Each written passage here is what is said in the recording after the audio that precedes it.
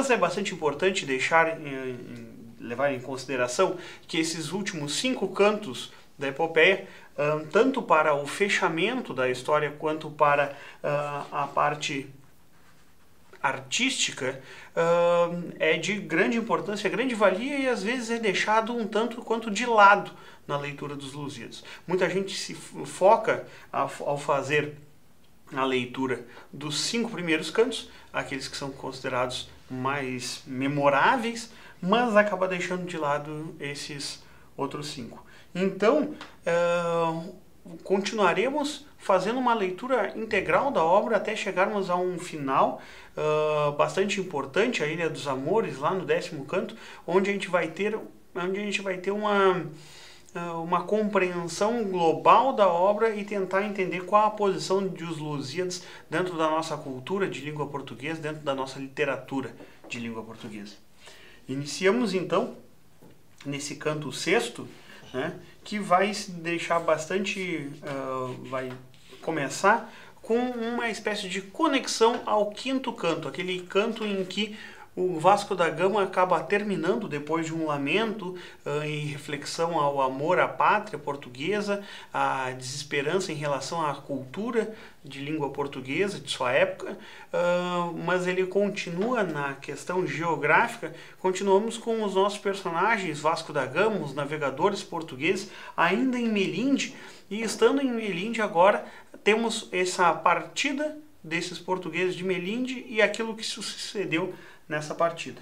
Então, hoje iremos fazer a leitura das primeiras 25 instâncias deste canto, do canto 6º, onde observaremos todo o desenvolvimento após essa chegada e narrativa da história de Portugal e dos feitos portugueses em Melinde. Vamos iniciar então com a instância 1. Não sabia em que modo festejasse o rei pagão os fortes navegantes, para que as amizades alcançassem do rei cristão das gentes tão possantes. Pesa-lhe que tão longe o aposentasse das europeias terras abundantes, aventura que não no fez vizinho, donde Hércules ao mar abriu caminho. Então esse canto 6º, ele inicia se apresentando esses festejos dos nativos de Melinde aos portugueses e com um apreço muito grande desse rei de Melinde que busca, com esses festejos, louvar essa bravura portuguesa e que sente um pesar pela sua nação não ser uma nação vizinha, uma nação próxima à nação dos navegadores, como foram os mouros que viviam no Estreito de Gibraltar. Então aqui há um contraste bastante interessante, onde ele mostra que esse rei, que é bastante amistoso, amigável aos portugueses, está tão longe, enquanto que o inimigo português está tão perto. Bem, então, como no canto 3, na instância 78, o autor cita o estreito que separa a Europa da África, né, se referindo a esse Estreito de Gibraltar, onde o semideus Hércules acaba separando o Monte Ábila do Monte Gibraltar, esses dois montes que eram considerados chamados na antiguidade de colunas de Hércules, né? Onde a gente tem esse estreito separando Europa e África. Na instância 2, então, seguimos com jogos, danças e outras alegrias, segundo a polícia melindana, com usadas e ledas pescarias, com que a Lagé Antônio alegre engana.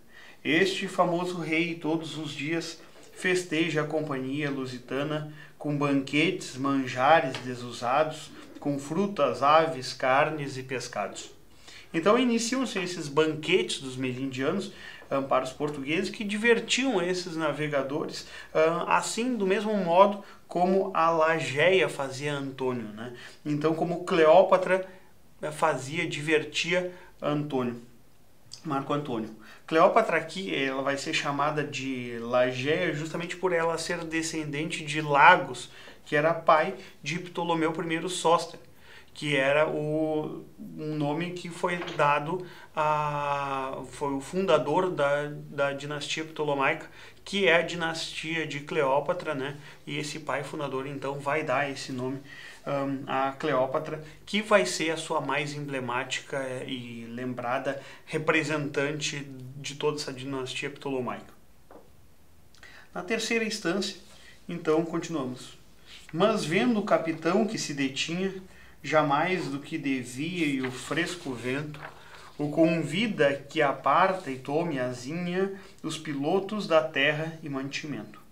Não se quer mais deter, que ainda tinha muito para cortar do salso argento, já do pagão benigno se despede, que a todos amizade longa pede.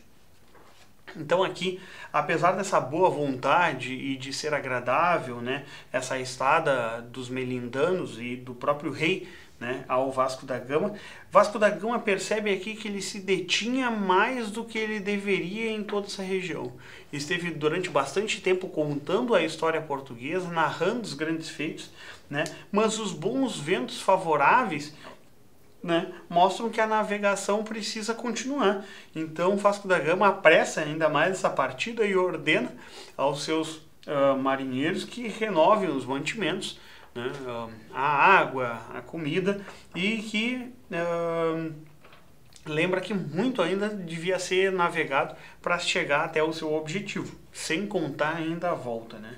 Então ele se despede do rei de Melinde, o seu amigo pagão em terras africanas, que assim vai chamar, então, com esse epíteto chamando de pagão benigno, né, a esse rei melindano.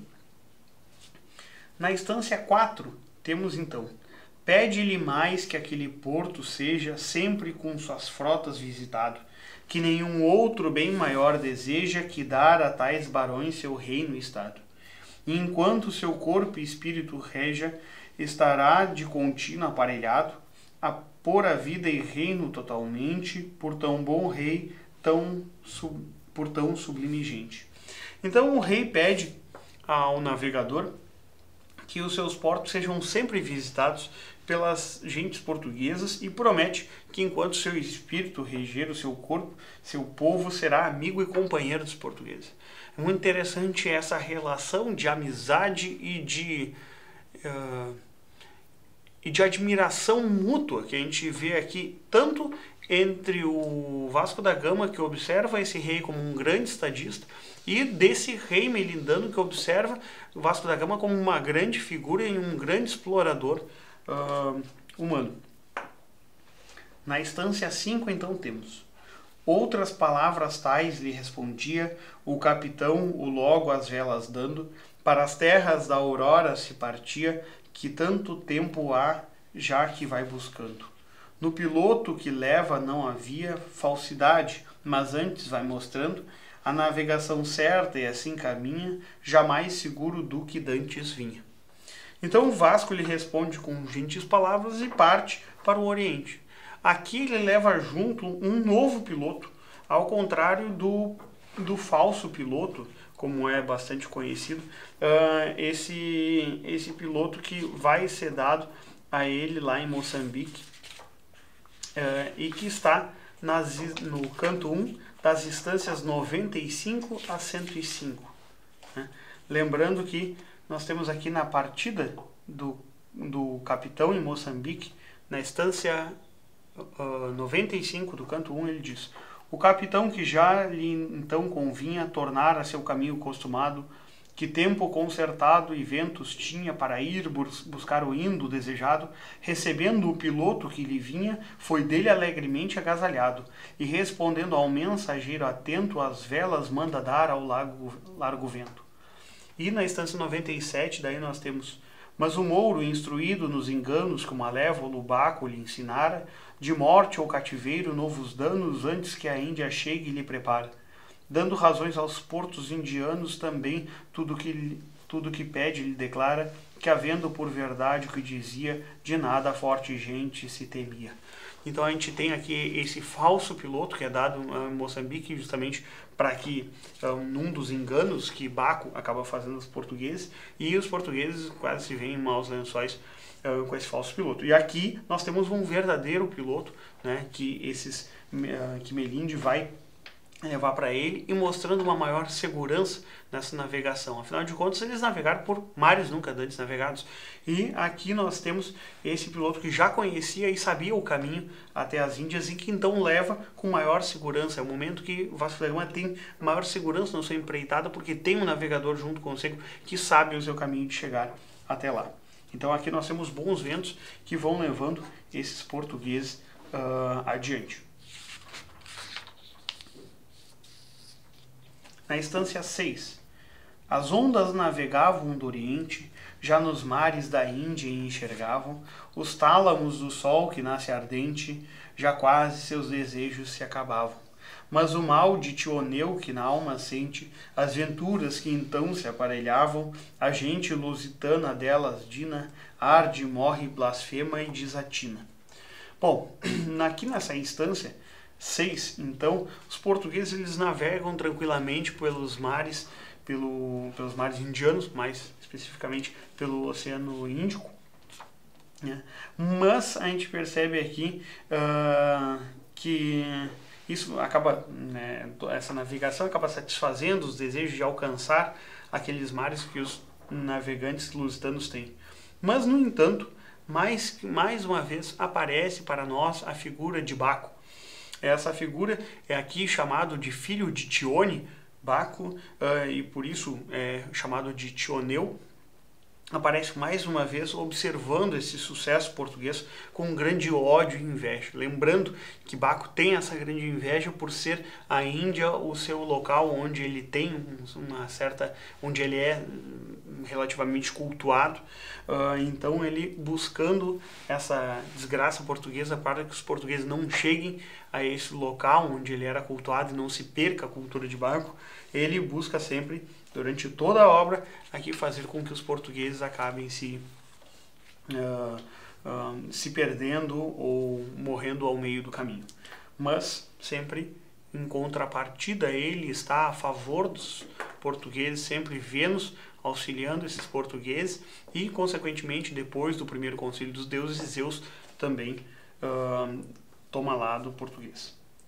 Observando então que Zeus estava do lado dos portugueses e percebendo que na mitologia grega o mundo ele é subdividido em 3 grandes reinos, né? Zeus sendo o rei da terra, Netuno, no caso Júpiter sendo o rei da terra, Netuno sendo o do mar e Hades sendo do mundo infernal, a gente vai ter aqui esse deslocamento que Baco faz, onde ele vê que, já que ele não consegue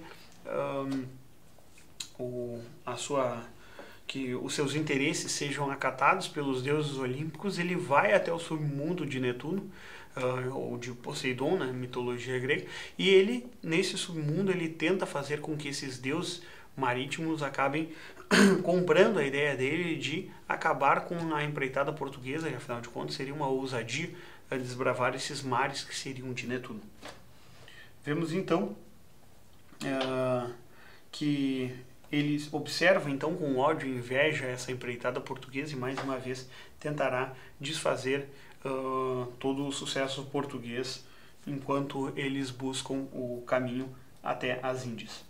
Na instância 7 temos: via estar todo o céu determinado de fazer de Lisboa nova Roma. Não no pode estorvar que destinado está doutro poder que tudo doma. Do Olimpo desce enfim desesperado, novo remédio em terra busca e toma, entra no úmido reino e vai-se à corte, aquele a quem o mar caiu em sorte.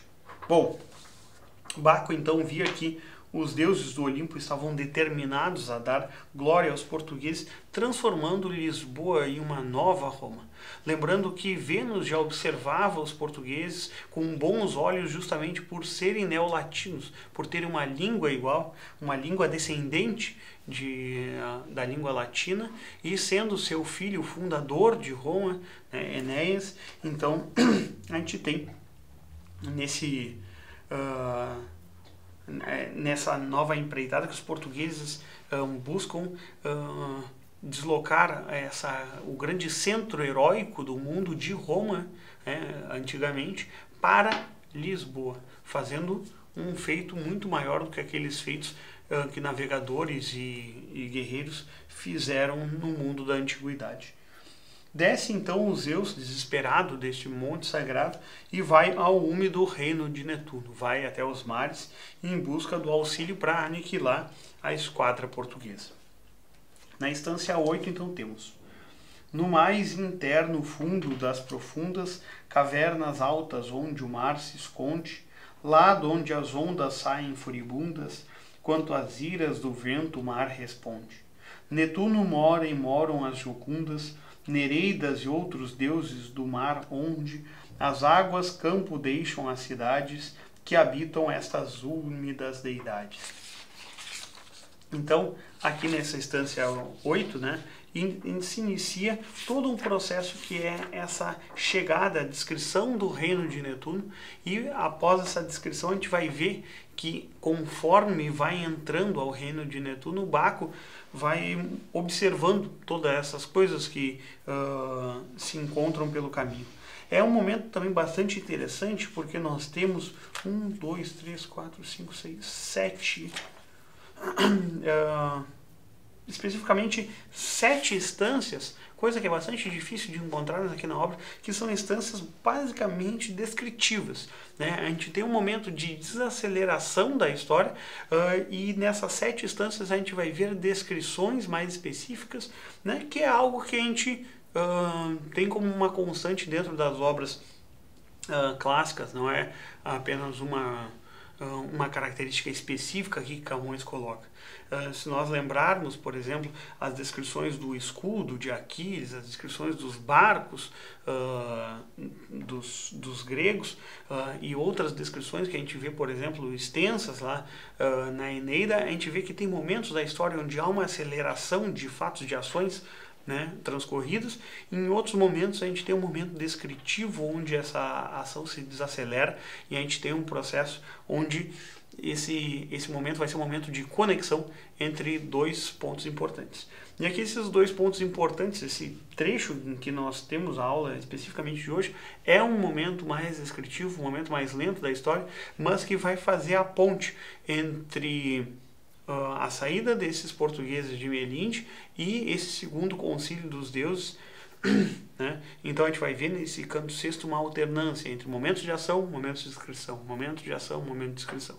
E assim, depois passando por esse novo concílio que agora Baco vai fazer, a gente observa a narrativa dos 12 de Inglaterra, que vai ser uma narrativa também de rememoração de feitos portugueses, e assim ele vai alternando esse canto sexto como um canto de momentos de ação e momentos de reflexão ou de contação de algumas histórias.